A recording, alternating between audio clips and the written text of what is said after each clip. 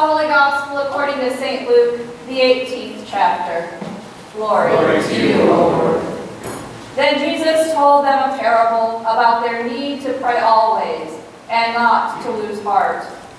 He said, in a certain city there was a judge who neither feared God nor had respect for people.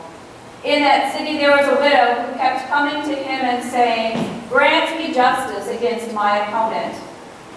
For a while he refused, but later he said to himself, "Though I have no fear of God and no respect for anyone, yet because this widow keeps bothering me, I will grant her justice, so that she may not wear me out by continually coming."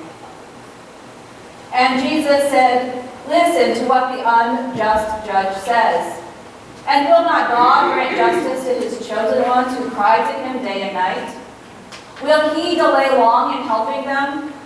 I tell you, he will quickly grant them justice. And yet, when the Son of Man comes, will he find faith on earth?" The Gospel of the Lord. Praise to you, Lord Christ. I invite you, please be seated.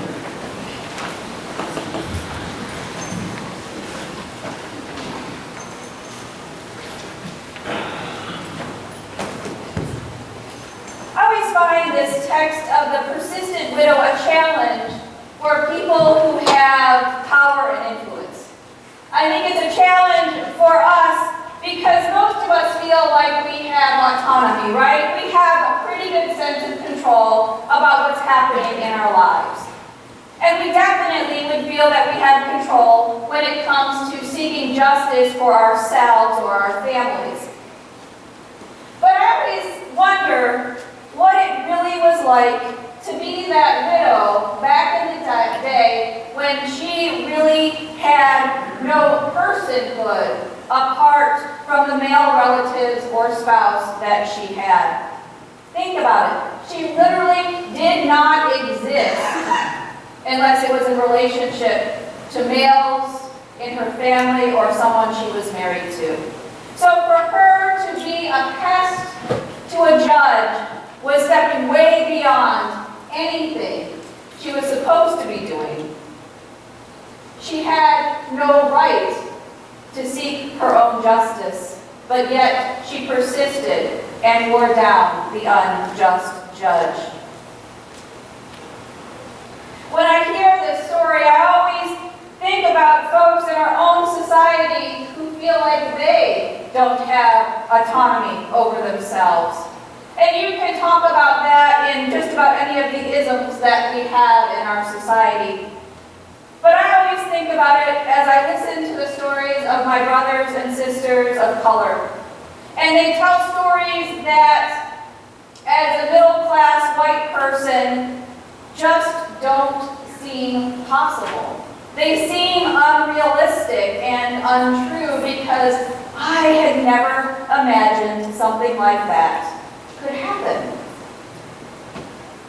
And I think it relates to this widow's story because she is telling the judge something that he has no concern to hear. He is not bothered by the need that she is experiencing injustice.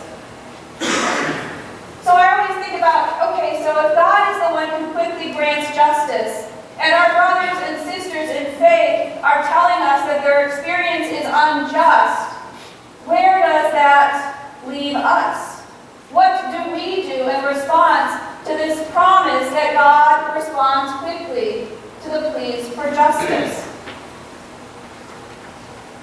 It's not easy for us, as people with autonomy, with some power and some influence, to understand what it means for someone who does not have the same.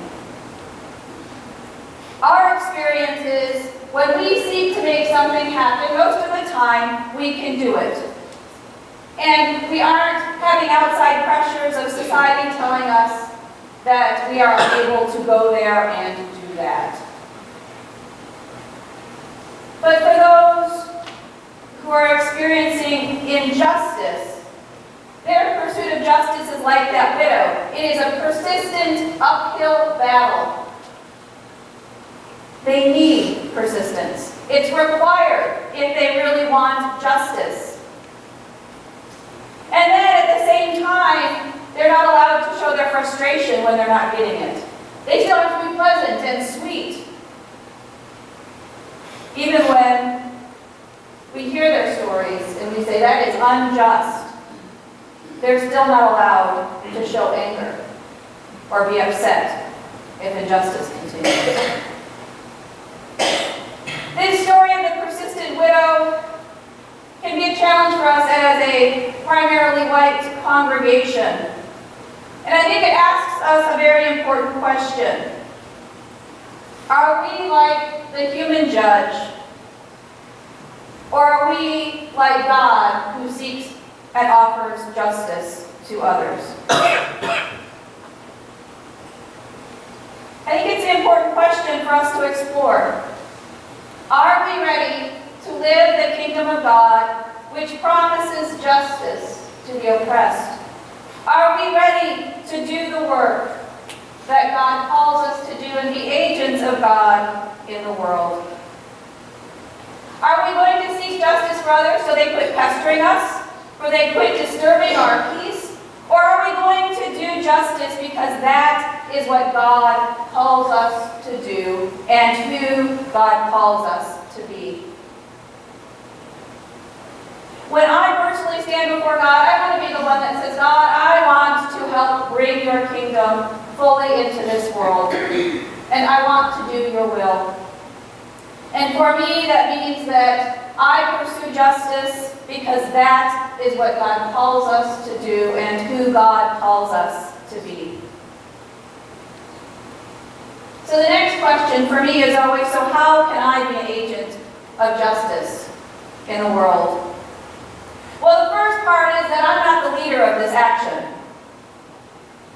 My job is to help get justice for someone else and not to take on the role of leader for them, but instead to start with one very important thing, and that is listening. Listening carefully to the stories that they tell.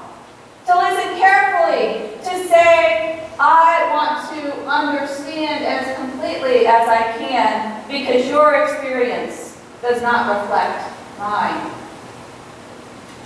It's hard because some of their stories really seem outrageous. Pastor Tim and I have a colleague.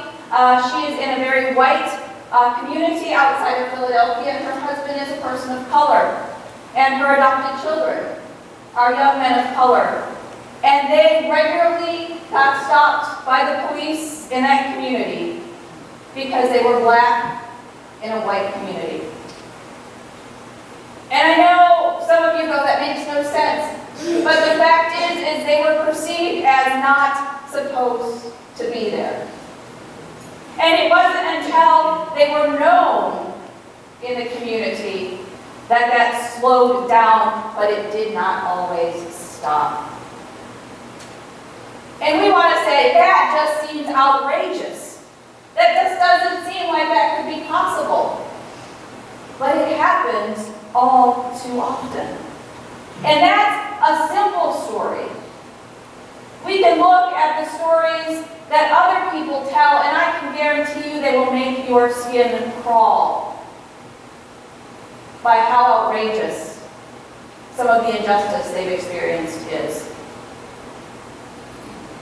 But when I hear those stories, my job isn't to say, is it true or is it false? My job isn't to say, well, that makes no sense to me. My job is to listen and say, this is your experience. And I can't have that experience because I don't walk in your shoes. The closest I can do is listen to your story.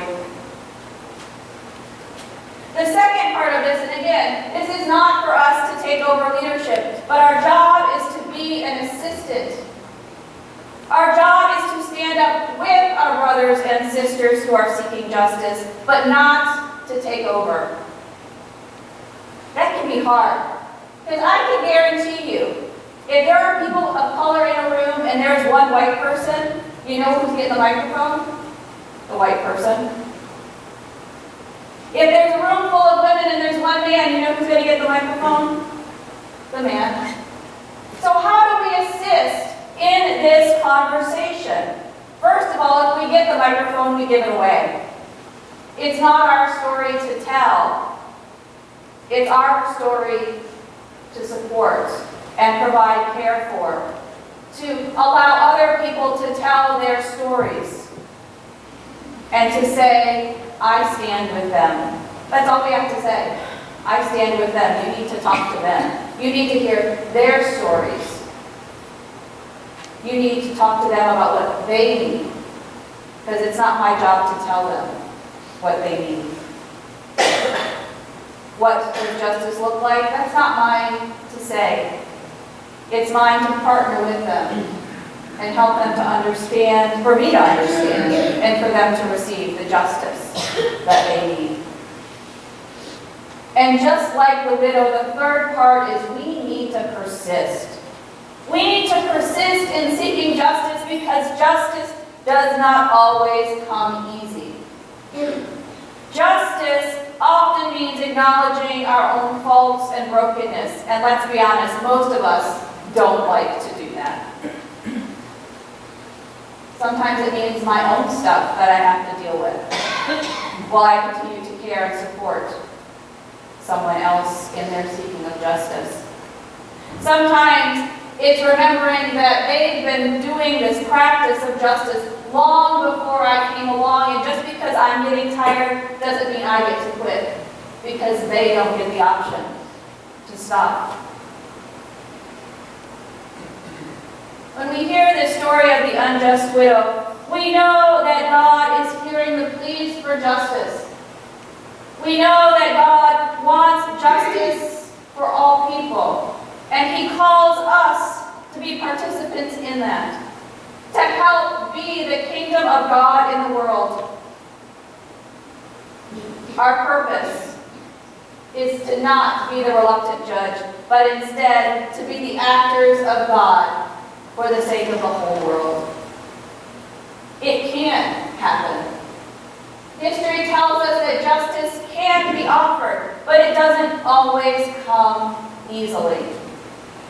So we persist, we resist oppression, and we seek to hear the stories of the ones who are seeking the justice. It is our call as disciples of Christ to be the actor for God in the world, to bring about hope and justice and peace. And sometimes that means not leading, but listening, assisting, and persisting under the guidance of the one who needs the most.